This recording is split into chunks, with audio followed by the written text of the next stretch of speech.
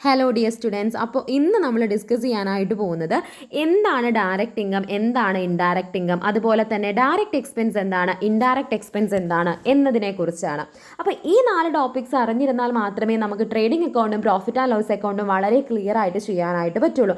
അത് നിങ്ങളെ മനസ്സിലാക്കി തരാനായിട്ട് ഒരു എക്സാമ്പിളിലൂടെയാണ് ഞാനിവിടെ എന്താണ് ഈ 4 ടോപ്പിക്സ് എന്ന് പറയാനായിട്ട് പോകുന്നത്. അപ്പോൾ ലിയോ എന്ന് പറയുന്ന വ്യക്തിക്ക് ഒരു ലാപ്ടോപ്പ് മാനുഫാക്ചറിങ് കമ്പനി ഉണ്ട് എന്ന് വിചാരിക്കുക.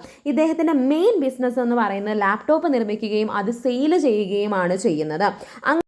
അങ്ങനെയാണെന്നുണ്ടെങ്കിൽ ഇദ്ദേഹത്തിന് ലാപ്ടോപ്പ് നിർമ്മിച്ച് അത് സെയിൽ ചെയ്യണം ഇല്ലേ. അപ്പോൾ ഈ ലാപ്ടോപ്പ് നിർമ്മിക്കാനായിട്ട് അദ്ദേഹത്തിന് എന്ത് വരുന്നുണ്ട്? കുറച്ച് ചിലവുകൾ വരുന്നുണ്ട്.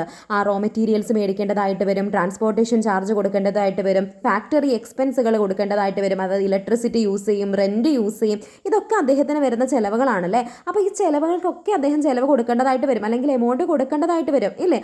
അങ്ങനെ ഈ ലാപ്ടോപ്പ് നിർമ്മിക്കാനായിട്ട് അദ്ദേഹത്തിന് ഡയറക്റ്റ് ആയിട്ട് വരുന്നതിന് ഒക്കെ നമുക്ക് ഡയറക്റ്റ് എക്സ്പെൻസ് എന്ന് പറയാം. അതായത് ലാപ്ടോപ്പ് നിർമ്മിക്കാനായിട്ട് അദ്ദേഹത്തിന് ചിലവായിട്ടുള്ള എമൗണ്ടുകളെ ഡയറക്റ്റ് എക്സ്പെൻസ് എന്നും, ലാപ്ടോപ്പുമായിട്ട് ഒരു ബന്ധവും ഇല്ലാതെ അദ്ദേഹത്തിന് എന്തെങ്കിലും ചിലവുകൾ സംഭവിച്ചിട്ടുണ്ടെങ്കിൽ അതിനെ ഇൻഡയറക്റ്റ് എക്സ്പെൻസ് എന്ന് പറയാം. അതായത് ഓഫീസിൽ വർക്ക് ചെയ്യുന്ന ആൾക്കാർക്ക് സാലറി കൊടുക്കേണ്ടതായിട്ട് വരും, അഡ്വർടൈസ്മെൻറ്റ്, ഈ ലാപ്ടോപ്പ് വിറ്റ് പോകണമെന്നുണ്ടെങ്കിൽ അഡ്വർടൈസ്മെൻറ്റ് കൊടുക്കേണ്ടതായിട്ട് വരും. അപ്പോൾ അങ്ങനെയുള്ള ചിലവുകളെയൊക്കെ നമുക്ക് എന്തെന്ന് പറയാം? Indirect expense. ഇത് ലാപ്ടോപ്പ് നിർമ്മിക്കാനായിട്ട് വന്ന ചിലവുകളല്ല, ലാപ്ടോപ്പുമായിട്ട് ഒരു ബന്ധവും ഈ ചിലവുകൾക്ക് എന്തില്ല? ബന്ധമില്ല. അങ്ങനെയാണെങ്കിൽ അത് ഇൻഡയറക്റ്റ് എക്സ്പെൻസുകളാണ്.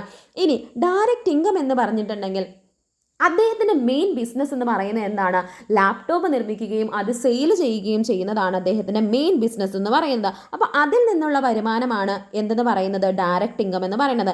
ഈ ലാപ്ടോപ്പിൽ നിന്നല്ലാതെ റെൻറ്റ് റിസീവ് ചെയ്തു, ഒരു റൂം ഉണ്ടായിരുന്നു, അത് വാടകയ്ക്ക് കൊടുത്തു, അദ്ദേഹത്തിന് റെൻറ്റ് കിട്ടി, കുറച്ച് പൈസ ഇൻവെസ്റ്റ് ചെയ്തിട്ടുണ്ടായിരുന്നു, അതിൽ നിന്ന് അദ്ദേഹത്തിന് ഇൻട്രസ്റ്റ് കിട്ടി, അത് റിസീവ് ചെയ്തു. ഇതെല്ലാം ഇൻഡയറക്റ്റ് ഇൻകമാണ്.